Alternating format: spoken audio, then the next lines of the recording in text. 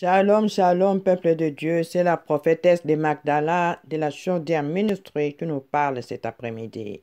Soyons tous bénis et vivons tous longtemps. Nous bénissons notre Papa, le Seigneur Jésus-Christ de Nazareth, qui nous aime d'un amour inconditionnel. Dieu est merveilleux. Nous disons gloire, honneur, majesté. Toute la grâce à notre Papa pour les siècles des siècles. Amen. Alléluia. Cet après-midi, je nous apporte un message sur le thème Dieu est souverain. Alléluia. Lorsque je regarde ce mot, oh Dieu est souverain, je vois que c'est Dieu-là, notre Papa, qui exerce le pouvoir suprême et supérieur. Alléluia. Notre Dieu, ce thème me montre comment Dieu, il est infaillible. Il n'échoue jamais. Alléluia. Notre Dieu, il est efficace. Papa est efficace. Alléluia. Papa est efficace dans tout et pour tout. Alléluia. Il est le roi des rois. C'est pour cela qu'il est efficace. C'est pour cela nous disons qu'il est souverain. Parce qu'il est le roi des rois. Nul ne peut l'égaler. Il est au-dessus de toutes choses. Alléluia. Il détient le plus grand pouvoir de notre vie. Il détient la plus haute, l'exclusivité de la compétence. C'est lui. Il est tellement compétent. Il a tout créé. Il a tout imaginé. Il a tout inventé. Alléluia. Oh, Dieu est merveilleux. Acclame le Seigneur là où tu es. Il est le Dieu de justice. Lorsque nous parlons que le Dieu est souverain, il est le Dieu de justice parce que c'est lui qui donne la sentence. Tout ici sur terre, tout ici-bas, se trouve dans la main de notre Seigneur Jésus-Christ. C'est lui qui en a la sentence et sa sentence et sa appel. Parce qu'il détient le souffle de tout esprit. Alléluia. Tout esprit lui appartient. Donc, il peut décider de l'heure, du moment, de comment que tu peux partir ou tu peux vivre. Alléluia. Notre vie, notre souffle de vie est entre ses saintes mains. Alléluia. C'est lui qui détient notre vie entre ses saintes mains. C'est pour cela que nous disons qu'il est souverain. Alléluia.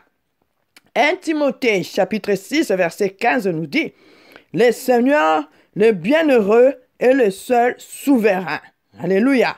Donc, lorsque nous voyons que le Timothée nous parle que le Seigneur, le bienheureux, il est le seul. Avant lui, il n'y a pas d'autre Dieu. Après lui, il n'y aura pas. Il est le seul et le grand souverain qui peut exister sur cette terre. Alors, lorsqu'il est le souverain, il décide comment tu peux utiliser ses pouvoirs entre tes saintes mains. Donc, il nous parle ici, je vais nous parler de Genèse, chapitre 49, qui m'a conduit vers le bâton souverain. Il nous dit que le bâton souverain ne s'éloigne pas d'entre tes pieds. Alléluia. Il nous montre qu'avec le bâton souverain, tout genou doit fléchir. Alléluia. Qu'avec ce bâton souverain, la nuque de nos ennemis doit fléchir. Alléluia. Que les pieds vont se courber. Les pieds de nos ennemis vont se courber jusqu'à ce que les législateurs, alléluia, les législateurs et les Shiloh doivent venir. Les législateurs et les Shiloh viendra. C'est-à-dire que le Christ, c'est lui le seul législateur et Seigneur. Alléluia. Jacques chapitre 4 nous dit cela, verset 12. Il dit que Christ est le seul législateur. Il est le seul législateur. Pourquoi? Parce qu'il détient l'autorité de la loi. Alléluia. Et lorsque Christ vient, il va fixer toutes choses pour moi, pour toi. Alléluia. C'est pour ça que je nous invite à nous attacher à Christ. Comme Christ est attaché, étant le cep, il s'attache au vigneron. Alors nous allons devenir les sarments pour recevoir le pouvoir suprême et supérieur des papas. Alléluia. Dieu est merveilleux. Tu seras comme Ruben. Ruben, quand je dis tu seras comme Ruben, c'est lorsque son père, lui-même Jacob, Israël, déclarait de sa bouche en disant, Ruben, toi tu es supérieur en dignité, tu es supérieur en puissance. Alléluia. Son père déjà déclarait que Ruben, Jacob, déclarait que Ruben était supérieur en dignité. Il déclarait qu'il était supérieur en puissance. Papa nous voit comme étant supérieur en puissance. Notre Seigneur Jésus-Christ, le Dieu souverain, lorsqu'il te donne le bâton de souverain, il te considère comme ayant cette puissance, ce pouvoir, cette autorité, cette dignité.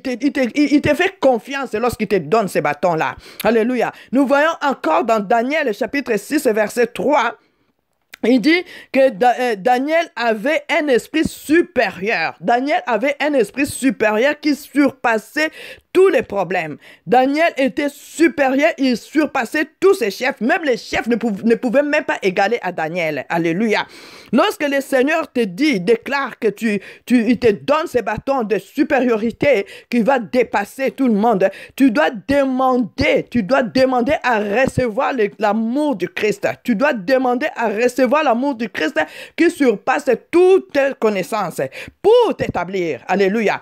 Tu ne peux pas te lever de toi-même pour dire, ça y est, maintenant je suis supérieur, je suis en force et je suis dans la dignité. Non, c'est Dieu, par Christ, Jésus-Christ de Nazareth, qui va te donner ces bâtons de souverain pour t'établir devant les différentes situations. Alléluia.